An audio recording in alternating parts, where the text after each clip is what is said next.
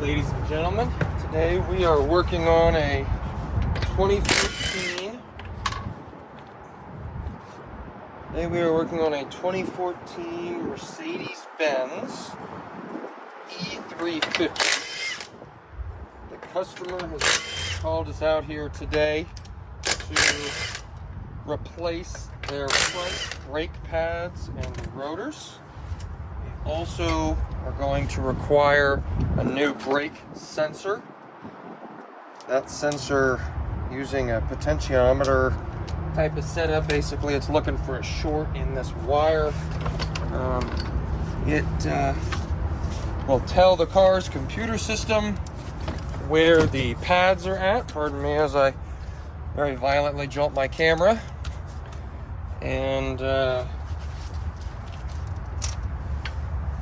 sure enough, we definitely have some metal to metal. Look at that. Nice and crunchy.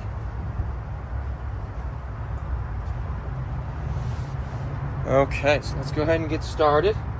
So these are definitely a little bit different than your typical brake setup. I have my own kind of method for doing this. This front cover comes off and they always like to break, so I'm always careful with those. And you've got the spring retention clip. Now this can be removed with a flathead screwdriver or really a lot of different things. I just kind of prefer to remove that my own way. I find that using a set of dikes is the most effective means. Those dikes really grab on to the clip and allow me a safe way to remove it. Now I'm gonna go ahead and remove the wear sensor from the brakes using a little pocket pry bar, something like that.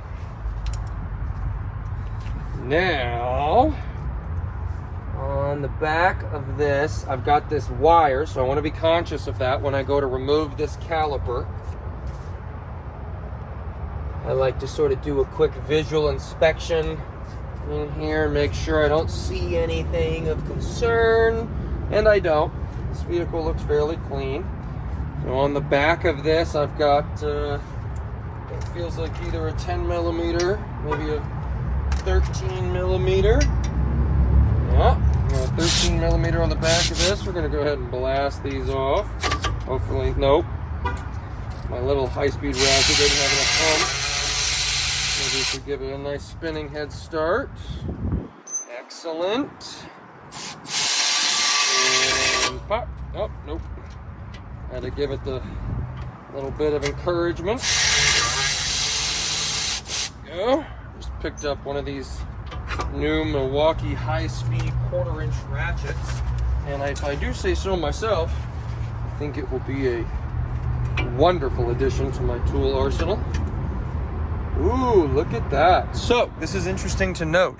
So you're going to notice that this pad is worn down much more than this pad. This is indicative of either a dragging caliper, but much more likely this particular customer, when they brake, they probably brake a lot while turning, and it puts a lot of outward force on this pad. So we're going to go ahead and let that customer know when we're done that we saw some uneven brake wear on their pads. Keep going about our day here. So on the front part of this brake job, as long as these pins move, I don't normally re-grease them. They do have a silicone grease in there from the factory that works exceptionally well. I am going to have to blast off this caliper bracket. This caliper bracket is likely going to be a size that my quarter-inch drive is not going to accommodate.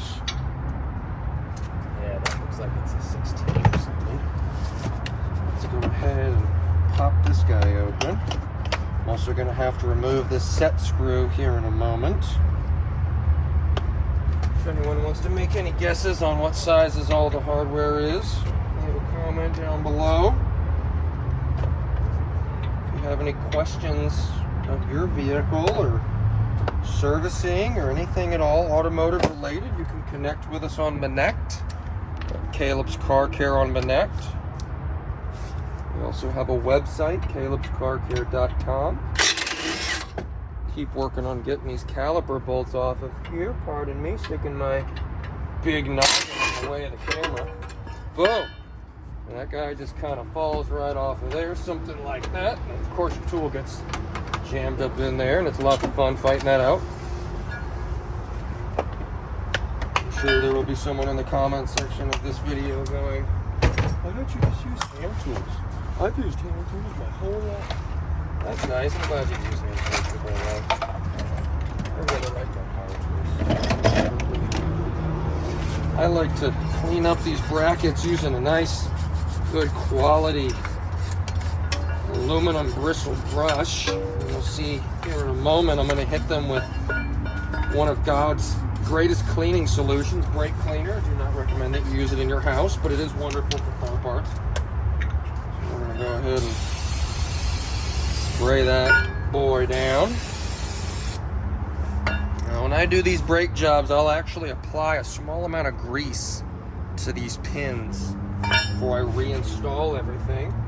Real quickly, while we've got all these parts out, I'm going to go ahead and collapse our caliper back in. If I was in a shop and not a mobile mechanic, I'd be using a pneumatic version of this because I think it works better, but right now we're going to use a manual, good old-fashioned crank. Sadly, Milwaukee has not made a battery-powered brake compressor. Milwaukee, shout out, hit me up. So, there's that. And you're going to see, I'm going to set this over to here. Nothing is hanging on the cords or nothing, so no one needs to have a panic attack. Let's go ahead and see what size this is. We got a T30. Excellent. Let's go ahead and take this T30 set screw off. Just like that. Excellent.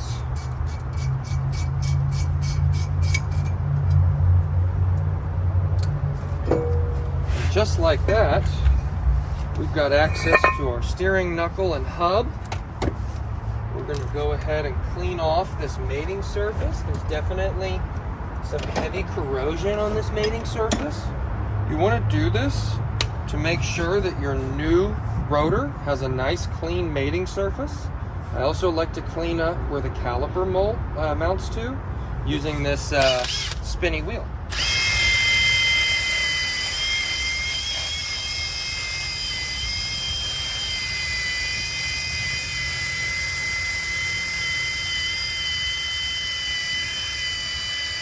Really just that simple to go the extra mile and just get everything prepped perfectly for your new parts, which we'll cut to in just a moment.